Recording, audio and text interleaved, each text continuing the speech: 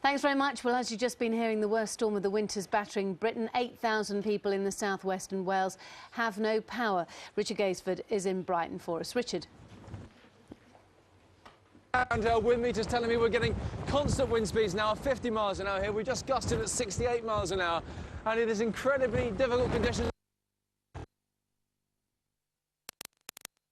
And in fact, a few people now struggling through the...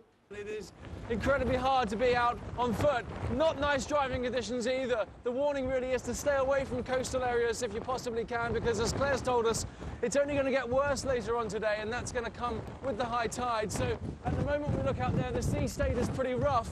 It's going to get much higher, those waves, as the tide gets higher and comes in towards land. The fire brigade around these parts, they're pretty busy at the moment, getting lots of calls about fallen trees, power cables, roofs, tiles, windows, that kind of thing.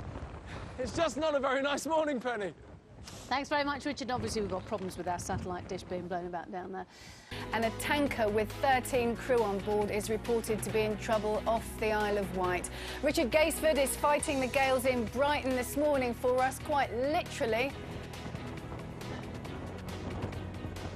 Fiona, I don't know if you can hear me. I'm having real trouble hearing you. You might wonder what this little brown box is. It's a wind meter. It's just gusted at 75 miles an hour. And believe me, it's extremely difficult standing out in this at the moment.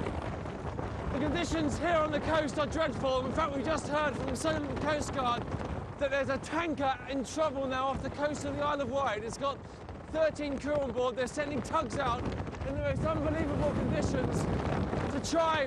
I'm going to have to hang on to this post. I'm sorry, I can't get blown anymore. To try and get a rope onto that tug, to try and get it secure, because at the moment it's very difficult. The cameraman's being blown down the road. As you can imagine, it's extremely difficult being out on the roads here today. A lot of people struggling on their way to work. Conditions are only going to get worse. I can hear a siren coming along the front here. The fire brigade have been kept very busy at the moment. Lots of trees down, lots of people really struggling today.